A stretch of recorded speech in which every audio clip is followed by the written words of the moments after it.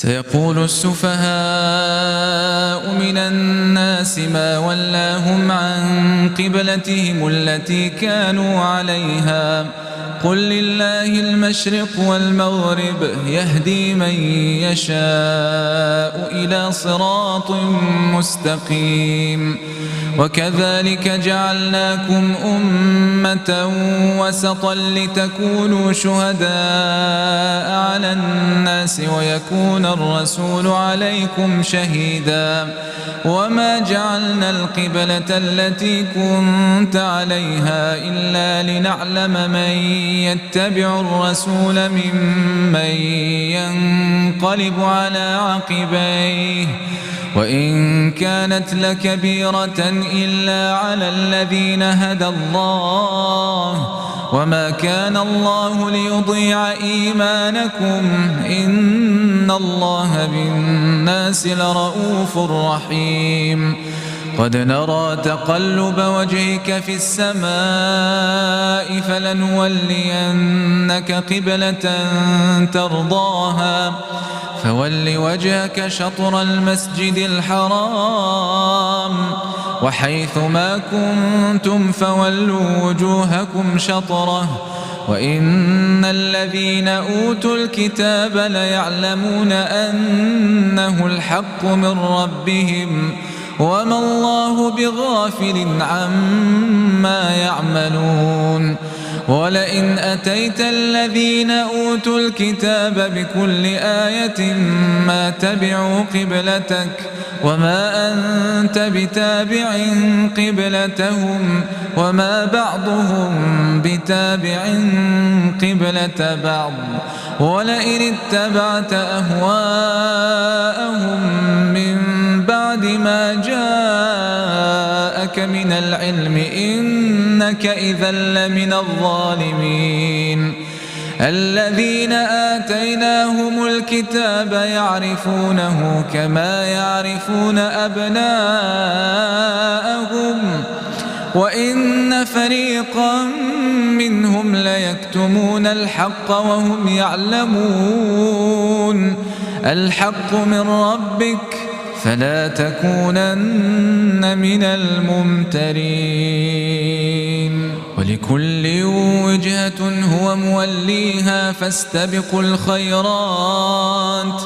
أينما تكونوا يأت بكم الله جميعا إن الله على كل شيء قدير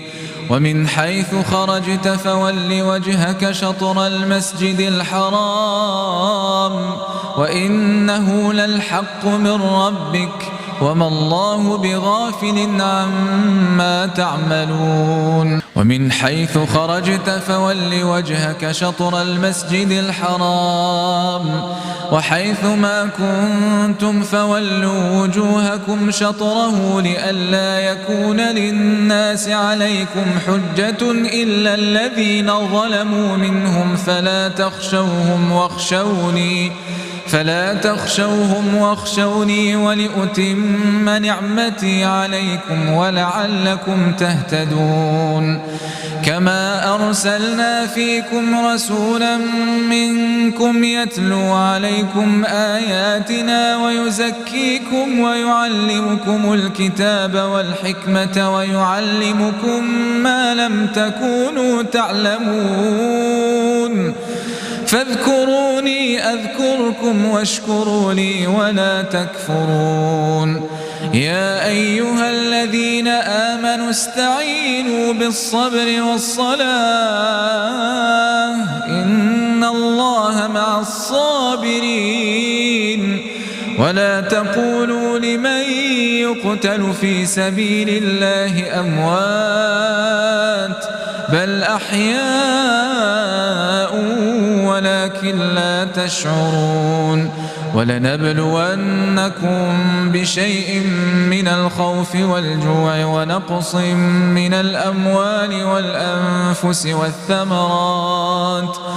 وبشر الصابرين الذين إذا أصابتهم مصيبة قالوا إنا لله وإنا إليه راجعون أولئك عليهم صلوات من ربهم ورحمة وأولئك هم المهتدون إن الصفا والمروة من شعائر الله فمن حج البيت أو اعتمر فلا جناح عليه أن يطوف بهما ومن تطوع خيرا فإن الله شاكر عليم إن الذين يكتمون ما أنزلنا من البينات والهدى من بعد ما بيناه للناس في الكتاب أولئك يلعنهم الله ويلعنهم اللاعنون إلا الذين تابوا وأصلحوا وبينوا فأولئك أتوب عليهم وأنا التواب الرحيم إن الذين كفروا وماتوا وهم كفار أولئك عليهم لعنة الله والملائكة والناس أجمعين خالدين فيها لا يخفف عنهم العذاب ولا هم ينظرون وإلهكم إله واحد لا إله إلا هو الرحمن الرحيم إن في خلق السماوات والأرض واختلاف الليل والنهار والفلك التي تجري في البحر بما ينفع الناس وما أنزل الله من السماء من ماء فأحيا به الأرض بعد موتها وبث فيها من كل دابة وتصريف الرياح والسحاب المسخر بين السماء والأرض لآيات لقوم يعقلون ومن الناس من يتخذ من دون الله أندادا يحبونهم كحب الله والذين آمنوا أشد حبا لله ولو يرى الذين ظلموا إذ يرون العذاب أن القوة لله جميعا وأن الله شديد العذاب إذ تبرأ الذين اتبعوا من الذين اتبعوا ورأوا العذاب وتقطعت بهم الأسباب وقال الذين اتبعوا لو أن لنا كرة فنتبرأ منهم كما تبرأوا منا كذلك يريهم الله أعمالهم حسرات عليهم وما هم بخارجين من النار يا أيها الناس كلوا مما في الأرض حلالا طيبا ولا تتبعوا خطوات الشيطان إنه لكم عدو مبين إنما يأمركم بالسوء والفحشاء وأن تقولوا على الله ما لا تعلمون وإذا قيل لهم اتبعوا ما أنزل الله قالوا بل نتبع ما ألفينا عليه آباءنا أولو كان آباؤهم لا يعقلون شيئا ولا يهتدون ومثل الذين كفروا كمثل الذي ينعق بما لا يسمع إلا دعاء ونداء صم بكم عمي فهم لا يعقلون يا أيها الذين آمنوا كلوا من طيبات ما رزقناكم واشكروا لله إن كنتم إياه تعبدون إنما حرم عليكم الميتة والدم ولحم الخنزير وما أهل به لغير الله فمن اضطر غير باغ ولا عاد فلا إثم عليه إن الله غفور رحيم إن الذين يكتمون ما أنزل الله من الكتاب ويشترون به ثمنا قليلا أولئك ما يأكلون في بطونهم إلا النار ولا يكلمهم الله يوم القيامة ولا يزكيهم ولهم عذاب أليم أولئك الذين اشتروا الضلالة بالهدى والعذاب بالمغفرة فما أصبرهم على النار ذلك بأن الله نزل الكتاب بالحق وإن الذين اختلفوا في الكتاب لفي شقاق بعيد ليس البر أن تولوا وجوهكم قبل المشرق والمغرب ولكن البر من آمن بالله واليوم الآخر والملائكة والكتاب والنبيين وآتى المال على حبه ذوي القربى واليتامى والمساكين وابن السبيل والسائلين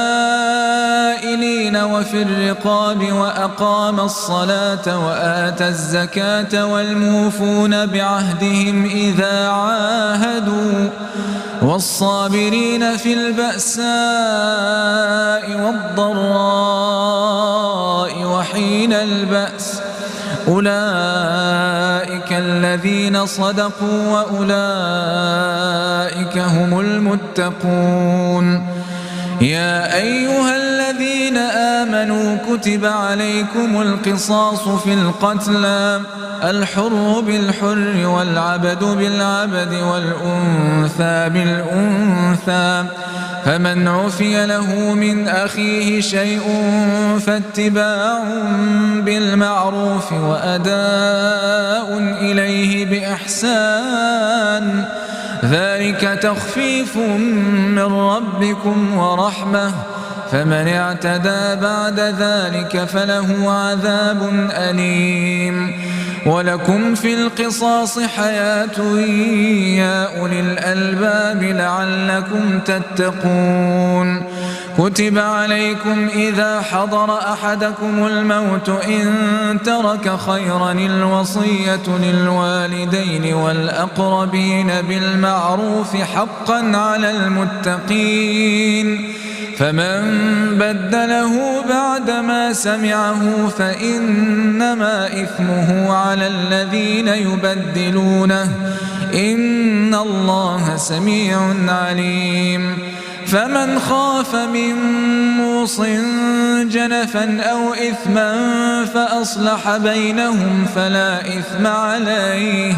إن الله غفور رحيم يا أيها الذين آمنوا كتب عليكم الصيام كما كتب على الذين من قبلكم لعلكم تتقون أياما معدودات فمن كان منكم مريضا أو على سفر فعدة من أيام أخر وعلى الذين يطيقونه فدية طعام مسكين فمن تطوع خيرا فهو خير له وأن تصوموا خير لكم إن كنتم تعلمون شهر رمضان الذي أنزل فيه القرآن هدى للناس وبينات من الهدى والفرقان فمن شهد منكم الشهر فليصمه ومن كان مريضا أو على سفر فعدة من أيام أخر يريد الله بكم اليسر ولا يريد بكم العسر ولتكملوا العدة ولتكبروا الله على ما هداكم ولعلكم تشكرون وإذا سألك عبادي عني فإني قريب أجيب دعوة الداع إذا دعان فليستجيبوا لي وليؤمنوا بي لعلهم يرشدون. أحل لكم ليلة الصيام الرفث إلى نسائكم هن لباس لكم وأنتم لباس لهن علم الله أنكم كنتم تختانون أنفسكم فتاب عليكم وعفى عنكم فالآن باشروهن وابتغوا ما كتب الله لكم وكلوا واشربوا حتى يتبين لكم الخيط الأبيض من الخيط الأسود من الفجر ثم أتموا الصيام إلى الليل ولا تباشروهن وأنتم عاكفون في المساجد تلك حدود الله فلا تقربوها كذلك يبين الله آياته للناس لعلهم يتقون. ولا تأكلوا أموالكم بينكم بالباطل وتدلوا بها إلى الحكام لتأكلوا فريقا من أموال الناس بالإثم وأنتم تعلمون. يسألونك عن الأهلة قل هي مواقيت للناس والحج وليس البر بأن تأتوا البيوت من ظهورها ولكن البر من اتقى وأتوا البيوت من أبوابها واتقوا الله لعلكم تفلحون. وقاتلوا في سبيل الله الذين يقاتلونكم ولا تعتدوا إن الله لا يحب المعتدين. واقتلوهم حيث ثقفتموهم وأخرجوهم من حيث أخرجوكم والفتنة أشد من القتل ولا تقاتلوهم عند المسجد الحرام حتى يقاتلوكم فيه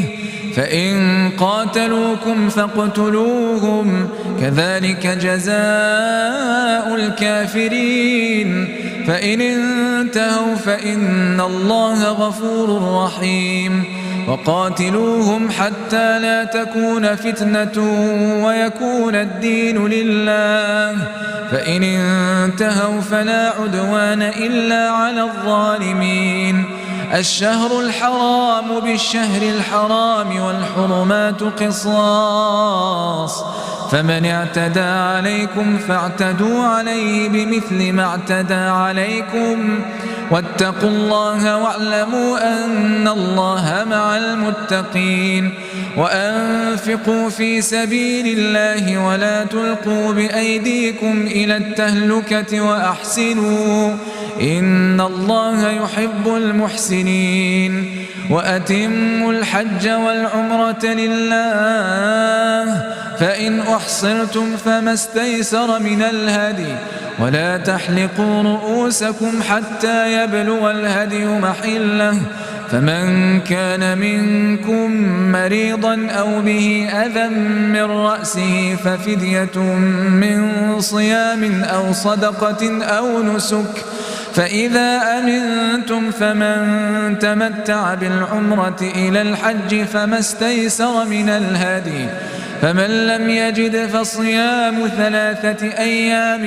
في الحج و7 إذا رجعتم تلك 10 كاملة ذلك لمن لم يكن أهله حاضر المسجد الحرام واتقوا الله واعلموا أن الله شديد العقاب. الحج أشهر معلومات، فمن فرض فيهن الحج فلا رفث ولا فسوق ولا جدال في الحج، وما تفعلوا من خير يعلمه الله، وتزودوا فإن خير الزاد التقوى، واتقون يا أولي الألباب. ليس عليكم جناح أن تبتغوا فضلا من ربكم، فإذا أفضتم من عرفات فاذكروا الله عند المشعر الحرام، واذكروه كما هداكم وإن كنتم من قبله لمن الضالين. ثم أفيضوا من حيث أفاض الناس واستغفروا الله، إن الله غفور رحيم. فإذا قضيتم مناسككم فاذكروا الله كذكركم آباءكم أو أشد ذكرا. فمن الناس من يقول ربنا آتنا في الدنيا وما له في الآخرة من خلاق، ومنهم من يقول ربنا آتنا في الدنيا حسنة وفي الآخرة حسنة وقنا عذاب النار. أولئك لهم نصيب مما كسبوا والله سريع الحساب. واذكروا الله في أيام معدودات، فمن تعجل في يومين فلا إثم عليه، ومن تأخر فلا إثم عليه لمن اتقى. واتقوا الله واعلموا أنكم إليه تحشرون. ومن الناس من يعجبك قوله في الحياة الدنيا ويشهد الله على ما في قلبه وهو ألد الخصام، وإذا تولى سعى في الأرض ليفسد فيها ويهلك الحرث والنسل، والله لا يحب الفساد. وإذا قيل له اتق الله أخذته العزة بالإثم فحسبه جهنم ولبئس المهاد. ومن الناس من يشري نفسه ابتغاء مرضات الله والله رؤوف بالعباد. يا أيها الذين آمنوا ادخلوا في السلم كافة ولا تتبعوا خطوات الشيطان إنه لكم عدو مبين. فإن زللتم من بعد ما جاءتكم البينات فاعلموا أن الله عزيز حكيم. هل ينظرون إلا أن يأتيهم الله في ظلل من الغمام والملائكة وقضي الأمر وإلى الله ترجع الأمور. سل بني إسرائيل كم آتيناهم من آية بينة ومن يبدل نعمة الله من بعد ما جاءته فإن الله شديد العقاب. زين للذين كفروا الحياة الدنيا ويسخرون من الذين آمنوا والذين اتقوا فوقهم يوم القيامة والله يرزق من يشاء بغير حساب. كان الناس أمة واحدة فبعث الله النبيين مبشرين ومنذرين وأنزل معهم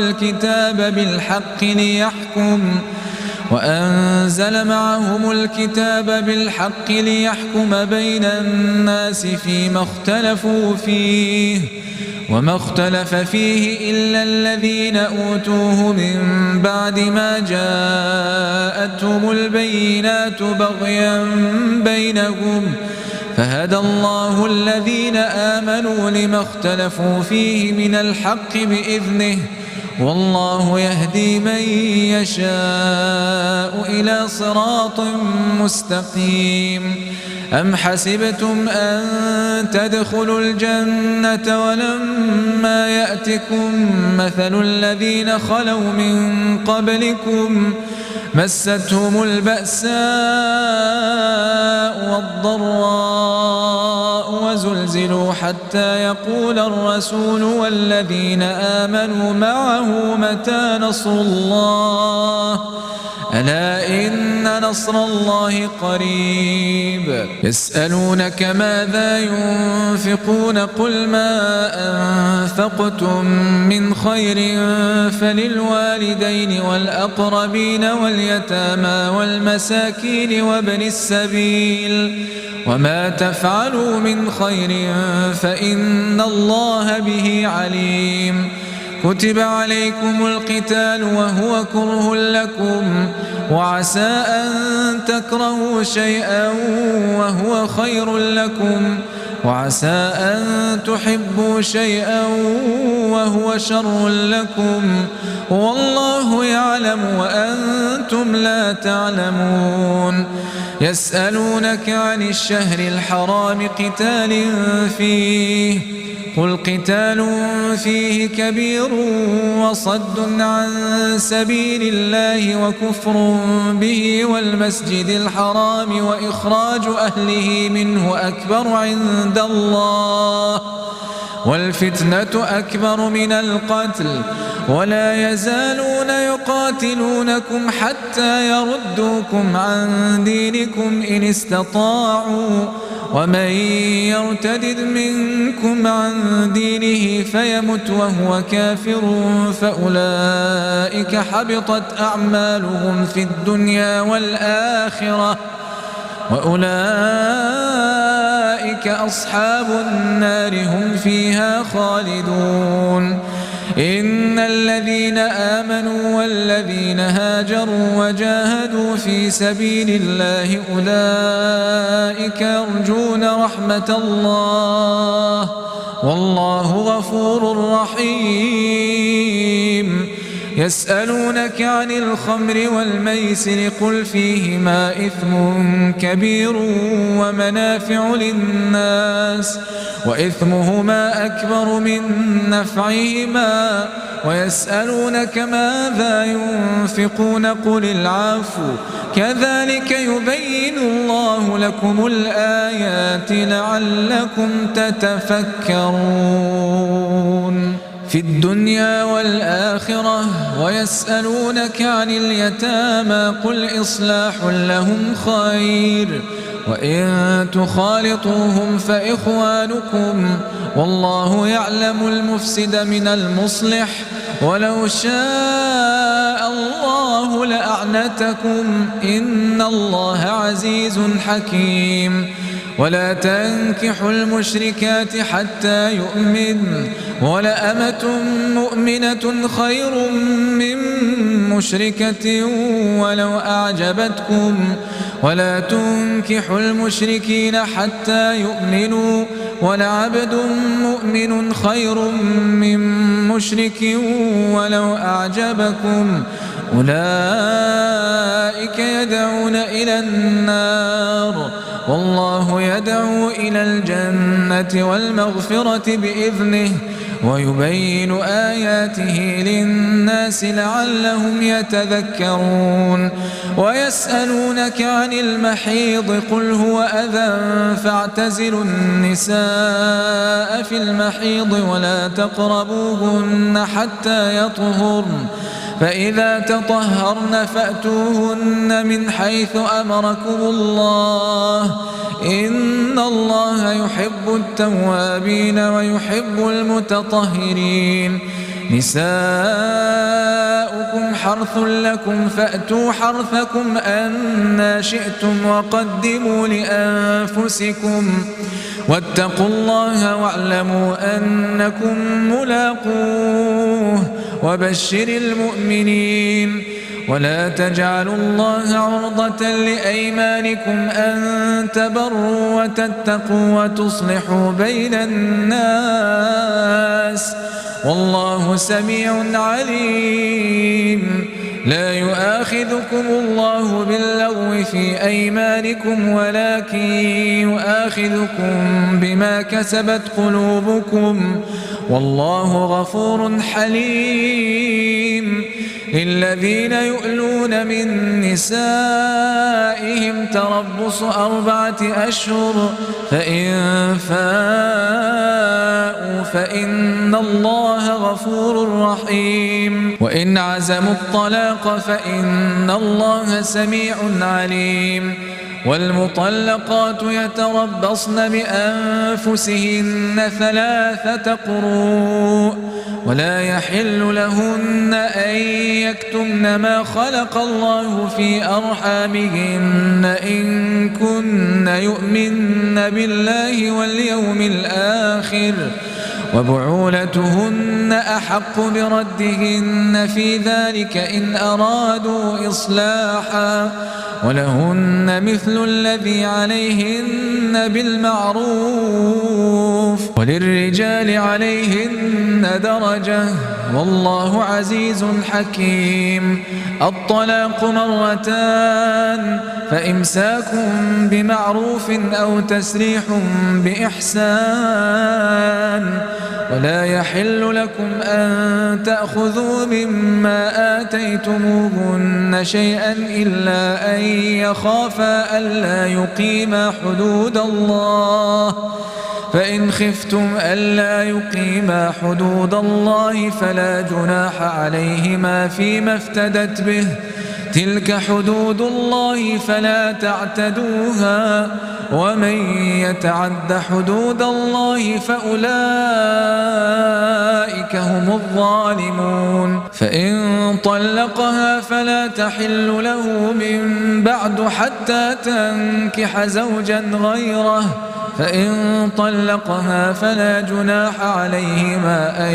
يتراجعا إن ظنا أن يقيما حدود الله وتلك حدود الله يبينها لقوم يعلمون. وإذا طلقتم النساء فبلغن أجلهن فأمسكوهن بمعروف أو سرحوهن بمعروف ولا تمسكوهن ضرارا لتعتدوا ومن يفعل ذلك فقد ظلم نفسه. ولا تتخذوا آيات الله هزوا واذكروا نعمة الله عليكم وما أنزل عليكم من الكتاب والحكمة يعظكم به واتقوا الله واعلموا أن الله بكل شيء عليم. وإذا طلقتم النساء فبلغن أجلهن فلا تعضلوهن أن ينكحن أزواجهن إذا تراضوا بينهم بالمعروف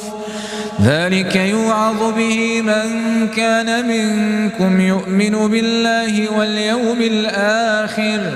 ذلكم أزكى لكم وأطهر والله يعلم وأنتم لا تعلمون. والوالدات يرضعن أولادهن حولين كاملين لمن أراد أن يتم الرضاعة وعلى المولود له رزقهن وكسوتهن بالمعروف لا تكلف نفس إلا وسعها لا تضار والدة بولدها ولا مولود له بولده وعلى الوارث مثل ذلك فإن أرادا فصالا عن تراض منهما وتشاور فلا جناح عليهما. وإن أردتم أن تسترضعوا أولادكم فلا جناح عليكم إذا سلمتم ما آتيتم بالمعروف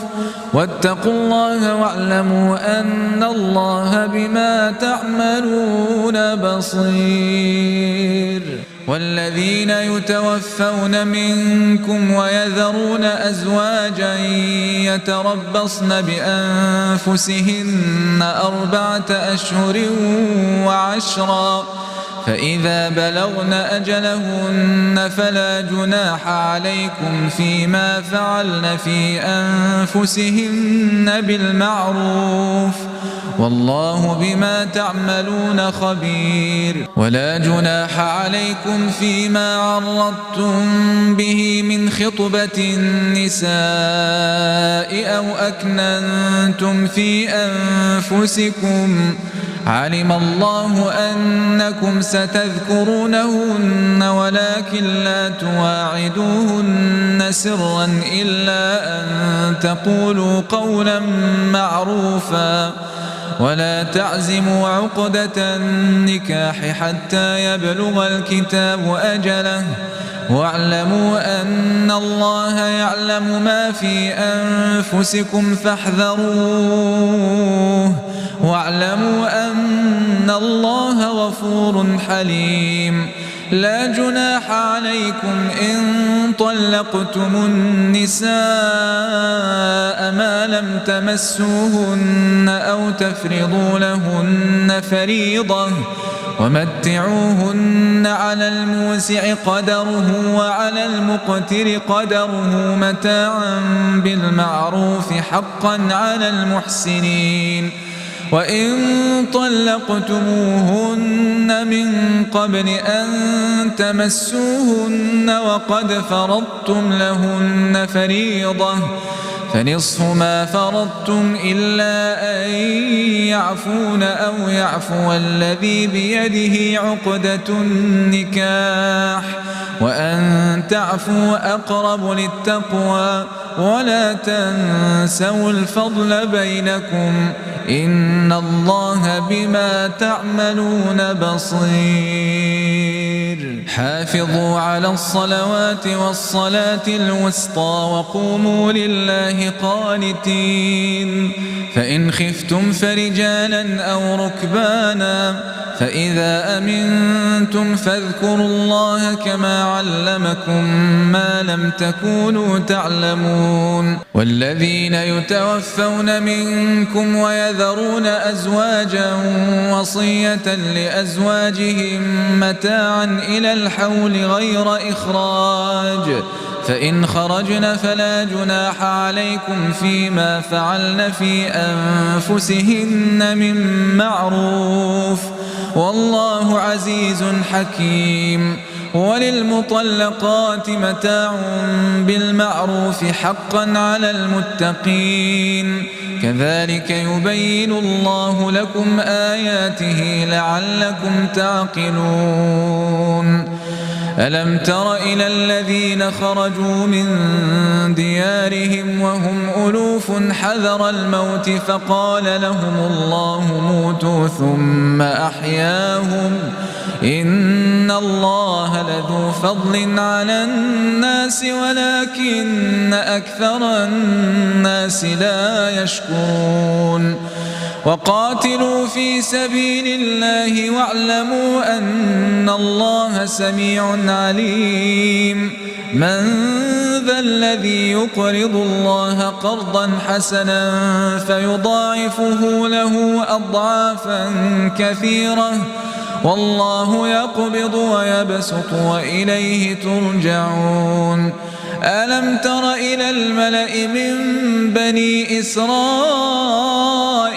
من بعد موسى إذ قالوا لنبي لهم ابعث لنا ملكا نقاتل في سبيل الله قال هل عسيتم إن كتب عليكم القتال ألا تقاتلوا قالوا وما لنا ألا نقاتل في سبيل الله وقد أخرجنا من ديارنا وأبنائنا فلما كتب عليهم القتال تولوا إلا قليلا منهم والله عليم بالظالمين. وقال لهم نبيهم إن الله قد بعث لكم طالوت ملكا قالوا أنى يكون له الملك علينا ونحن أحق بالملك منه ولم يؤت سعة من المال قال إن الله اصطفاه عليكم وزاده بسطة في العلم والجسم والله يؤتي ملكه من يشاء والله واسع عليم. وقال لهم نبيهم إن آية ملكه أن يأتيكم التابوت فيه سكينة من ربكم وبقية مما ترك آل موسى وآل هارون تحمله الملائكة إن في ذلك لآية لكم إن كنتم مؤمنين. فلما فصل طالوت بالجنود قال إن الله مبتليكم بنهر فمن شرب منه فليس مني ومن لم يطعمه فإنه مني إلا من اغترف غرفة بيده فشربوا منه إلا قليلا منهم فلما جاوزه هو والذين آمنوا معه قالوا لا طاقة لنا اليوم بجالوت وجنوده قال الذين يظنون أنهم ملاقو الله كم من فئة قليلة غلبت فئة كثيرة بإذن الله والله مع الصابرين. ولما برزوا لجالوت وجنوده قالوا ربنا أفرغ علينا صبرا وثبت أقدامنا وانصرنا على القوم الكافرين فهزموهم بإذن الله وقتل داود جالوت وآتاه الله الملك والحكمة وعلمه مما يشاء ولولا دفع الله الناس بعضهم ببعض لفسدت الأرض ولكن الله ذو فضل على العالمين. تلك آيات الله نتلوها عليك بالحق وإنك لمن المرسلين.